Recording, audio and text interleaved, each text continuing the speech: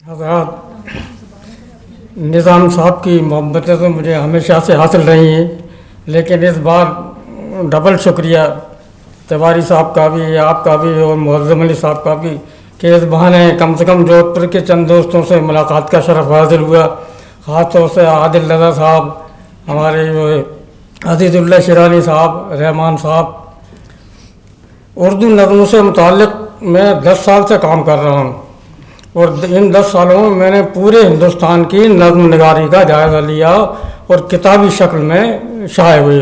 وہ کتاب ہے اردو نظم کا ارتقائی سفر، اور اب 3 سال سے بیرونی ممالک میں اردو نظم کا جائزہ کے طور پر کام کر رہا ہوں، جو آخری قسط شائع ہونے والی ہے۔ بہر میں مختصر اردو نظم کے نئے رجحانات۔ زندگی کے ہر شعبے میں تبدیلیاں ناگزیر ہیں، ہر نئی چیز ہمیں اپنی طرف کھینچتی ہے، خواہ وہ اچھی ہو یا بری ہو۔ اردو ادب میں تو تبدیلی بہت ہی ضروری ہے کہ ادب میں بغیر تبدیلی کے جمود طاری ہو جاتا ہے۔ غزل ہو یا افسانہ ہو یا کہ اردو نظم ہو، ہر صنف میں نئی تبدیلیاں ہوتی رہی ہیں اور نئے نئے رجحان پیدا ہوتے رہے ہیں، اور یہی تبدیلی ادب کے فروغ میں نمایاں رول ادا کرتی ہے۔ اردو نظم میں یہ نیا رجحان کب پیدا ہوا اور کس حد تک یہ نیا رجحان ادب میں مقبولیت حاصل کر سکا، اس کے لیے ہمیں اردو نظم کے ابتدائی دور پر ایک نظر ڈالنا ضروری ہے۔ یہ بات سچ ہے کہ اردو شاعری میں غزل کا سب سے زیادہ غلغلہ رہا ہے۔ غزل کے آگے کسی اور صنف کا جادو نہیں چلا، لیکن غزل اتنی بڑی تعداد میں لکھی جانے لگی کہ یہی معلوم نہیں ہوتا کہ ہم کس کی غزل پڑھ رہے ہیں، جبکہ ایک زمانہ تھا جب ہم دور سے ہی غالب، میر، اقبال، جوش اور فیض کو صرف ان کی لفظیات سے ہی جان لیتے تھے کہ یہ فلاں کا شعر ہے، لیکن رفتہ رفتہ غزل کی لوگوں نے ایسی مٹی پلت کی کہ پڑھنے والا بیزار ہو گیا۔ ترقی پسندوں نے غزل کو بالکل نظر انداز کر دیا اور صرف نظم کو اپنا وسیلہ اظہار بنایا۔ ویسے بھی یہ بات سب جانتے ہیں کہ غزل زیادہ سننے اور لطف اٹھانے کی چیز ہے، جبکہ نظم پڑھنے کے لیے ہوتی ہے۔ نظم ہمیں غور فکر کرنے کی دعوت دیتی ہے۔ غزل کا ایک شعر ہمیں ایسی دنیا میں لے جاتا ہے جہاں صرف ہم ہوتے ہیں، جبکہ نظم میں ایسا کچھ نہیں۔ نظم دھیرے دھیرے کھلتی ہے، اور جب کھلتی ہے تو اپنی پوری معنویت کے ساتھ دماغ کے دریچوں کو وا کرتی ہے۔ یہی وجہ ہے کہ ادب کا سنجیدہ حلقہ نظم کی طرف زیادہ متوجہ رہا ہے۔ یہ الگ بات ہے کہ بعض غزل کہنے والوں نے بھی شوق یا کچھ نظمیں لکھ کر نظم نگار کہلانے کے جنون میں بہت کچھ ایسا معمول بھی کہا ہے کہ قاری جس سے نہ متاثر ہوا اور نہ اس صنف کو زیادہ مقبولیت حاصل ہوئی۔ خاص طور پر نثری نظم، پھر بھی غزل کے ساتھ نظمیں کہی جا رہی ہیں اور نظم پر لکھا بھی جاتا رہا ہے۔ اتنی سی بات تو سب جانتے ہیں کہ اردو نظم کا آغاز محمد حسین آزاد حالی کی عہد سے ہوا، اور انہی کی تحریک پر نظم لکھنے کا سلسلہ شروع ہوا۔ ڈاکٹر خواجہ اکرام نے اردو دنیا کے ایک اداریے میں لکھا ہے کہ 19ویں صدی کا ہندوستان برٹش حکومت کے تابع تھا۔ 1857 کے بعد تو برٹش حکومت نے پورے ملک پر قبضہ کر لیا تھا۔ ان تغیرات کے نتائج کے طور پر اردو شاعری میں نظم نگاری کی تحریک کا آغاز ہوتا۔ 1867 کے آس پاس شروع ہوئی اس تحریک کے رہنما محمد حسین آزاد تھے۔ 1874 اور اس کے دوران ہونے والے مختلف مشاعروں اور شعری نشستوں میں شاعری کو نیچرل شاعری کے طور پر پیش کیا گیا۔ یہ وہی دور تھا جب غزل کی شاعری سے نظم کی شاعری کا سفر شروع ہوتا ہے۔ نئی شاعری کا پہلا تصور محمد حسین آزاد کے ہاں ہی ملتا ہے۔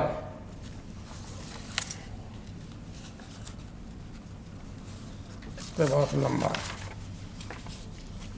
اس طرح اردو نظم میں نئی نئی تبدیلیاں رونما ہوتی رہیں اور نئے نئے رجحان پیدا ہوتے رہے۔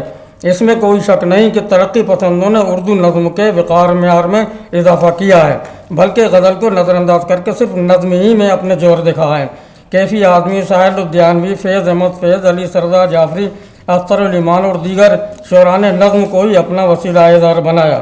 ترقی پسندوں نے اردو میں بہترین اور شاہکار نظمیں کہی ہیں۔ 1935 سے لے کر 1975 تک ترقی پسندی چھائے رہے۔ افسانہ، ناول، ڈرامہ اور نظم ہر میدان میں ترقی پسندوں کا بول بالا رہا۔ لیکن رفتہ رفتہ لوگ خشک موضوعات سے اور ایک ہی طرح کے خیالات اور بندے ٹکے موضوعات سے اگ گئے۔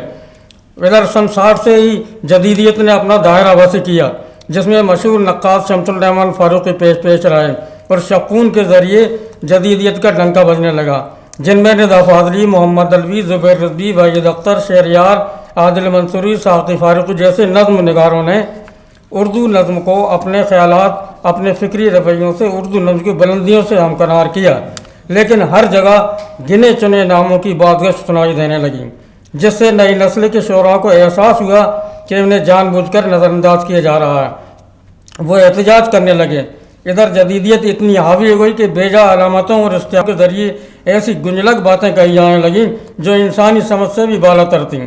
اس بات کو مشہور محقق، نقاد اور اسکالر پروفیسر گوپی چند نارنگ نے سمجھ لیا اور ان کی نگرانی میں ایک بڑا سیمینار منعقد کیا گیا، جس کا عنوان تھا مابعد جدیدیت پر مکالمہ۔ اس سیمینار میں کئی سوالات اٹھائے گئے۔ ان میں سب سے اہم سوال یہ تھا کہ ہم جدیدیت سے، خاص طور پر ایسی جدیدیت سے انکار کرتے ہیں جو کمتر درجے کے شاعروں کو سر آنکھوں پر بٹھائے اور ہم جو اپنا خون جگر صرف کر کے تقریر کر رہے ہیں نظر انداز کیے جائیں۔ آخر معیار کا نقادوں نے کیا پیمانہ مقرر کیا ہے؟ اس طرح بہت سی باتیں کھل کر کہی گئیں۔ صلاح الدین پرویز، مشرف عالم ذوقی، شین کاف نظام، طارق سے تاریخ، خورشید اکبر، شوکت حیات، ساجد رشید، شاہد جمیل، نعمان شوق، نظام صدیقی، شافع قدوائی اور شیفر رسول، ترنم ریاض اور کئی بڑے نقادوں، شاعروں، ادیبوں کو جمع کیا گیا اور ادب کے بدلتے منظرنامے پر گفتگو کی گئی۔ یہ سب پروفیسر گوپی چند نارنگ کی قربانیوں اور ان کے دانشورانہ ذہن کا کمال تھا کہ اس زبردست سیمینار کے بعد واقعی ادب کا بدلتا منظرنامہ صاف طور پر دکھائی دینے لگا اور نئے خیالات، نئے رجحان کا استقبال کیا گیا۔ اس کا نام مابعد جدیدیت قرار دیا گیا۔ پروفیسر گوپی چند نارنگ نے اپنے خطبے میں فرمایا کہ اردو میں یہ احساس عام ہے کہ ہر چند پچھلی تحریکوں کے نام لیوا موجود ہیں، لیکن سابقہ تحریکیں اور رجحانات اپنا اپنا کردار ادا کر کے بے اثر ہو چکے ہیں۔ ادب میں تبدیلی برحق ہے اور اسی سے ادب کا کارواں آگے بڑھتا ہے۔ البتہ ادب کو نقصان گریہ بندی اور صف آرائی سے ہوتا ہے۔ ادب میں اس وقت جو سوچ اور گریز ہے وہ ہر طرف کی صف آرائی اور فارمولہ بندی کے خلاف ہے۔ دنیا ایک نئے دور میں داخل ہو چکی ہے۔ تمام معاشروں اور ثقافتوں کو نئے چیلنج اور نئی تبدیلیوں کا سامنا ہے۔ ہم بھی نئے حالات اور نئے مسائل سے دوچار ہیں اور انہی کی رعایت اور علوم انسانیہ اور ادب آرٹ میں نئی سوچ اور نئے رویے سامنے آ رہے ہیں۔ ظاہر ہے کہ اردو کی ہماری ادبی فکر ہمارے اپنے چیلنج اور ہماری اپنی ضرورتوں کی روح سے ہوگی۔ یہ مغرب کا ذل ثانی یا کسی کا چربہ نہیں ہوگی، تاہم اس کے لیے عالمی اور قومی منظرنامے میں ہر دور کی آگاہی ضروری ہے۔ اس وقت پوری دنیا جدیدیت کے بعد کے دور میں داخل ہو چکی ہے۔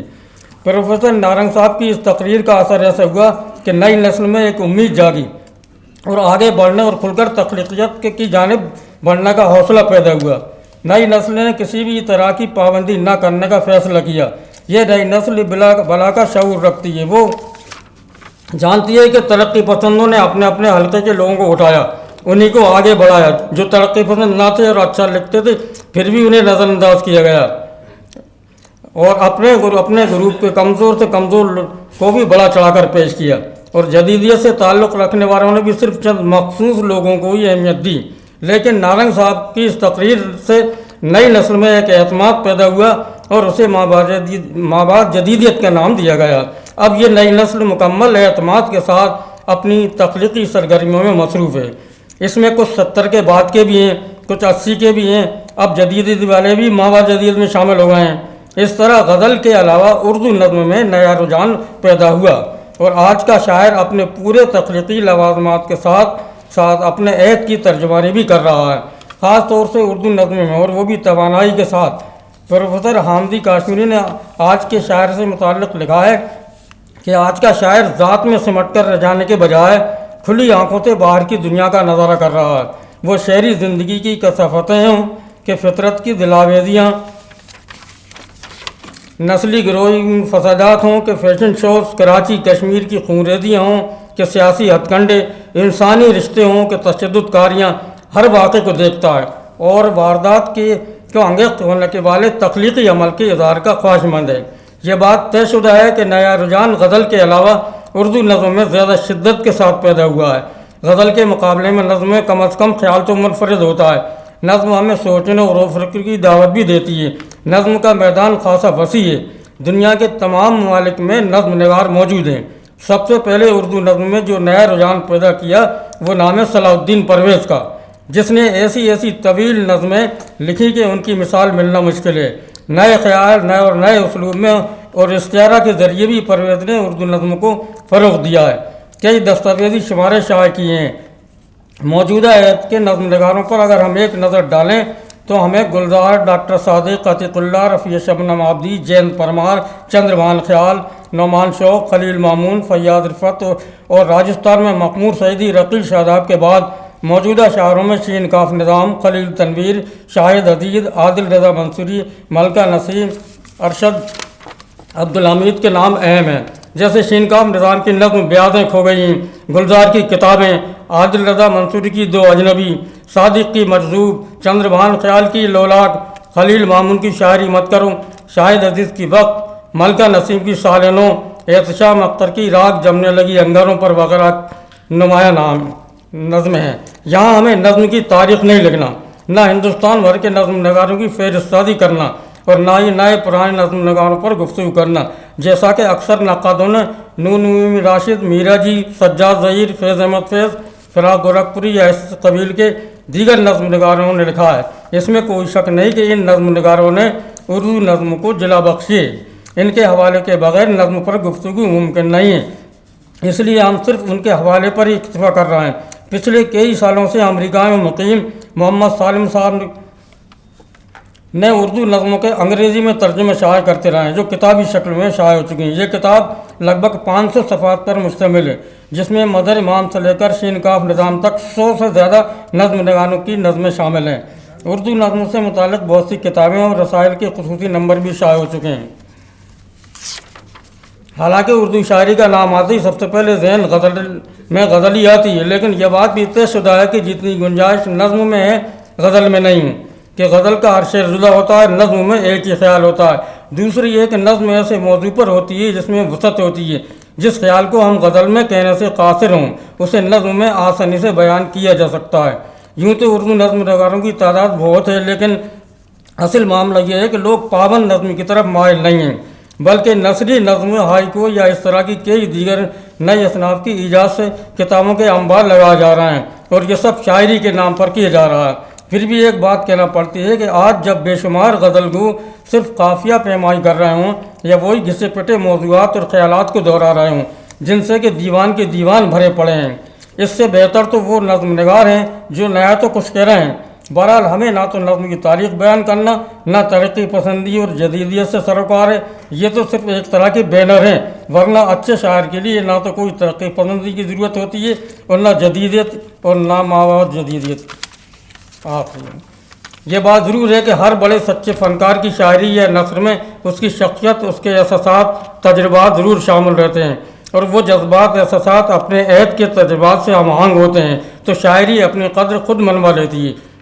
اسے نہ تو کسی نقاد کی ضرورت ہوتی ہے، نہ ڈھیر سارے خود پر مضامین لکھوانے کی۔ اردو نظم کے نئے رجحانات نے ہمیں بہت کچھ سوچنے پر مجبور کر دیا ہے۔ آج کے اردو نظم نگار اپنی پوری تخلیقی توانائی کے ساتھ نظمیں کہہ رہے ہیں۔ آخر میں اپنی بات شاہد ماہلوی کے اس اقتباس پر ختم کرتا ہوں جو انہوں نے نئے نام نئے دستخط کے عنوان سے معیار میں 26 شعراء کا انتخاب شائع کیا تھا، اور اس کے اداریے میں لکھا تھا کہ جدید اردو ادب سے مراد 70 کے بعد کا اردو ادب ہے۔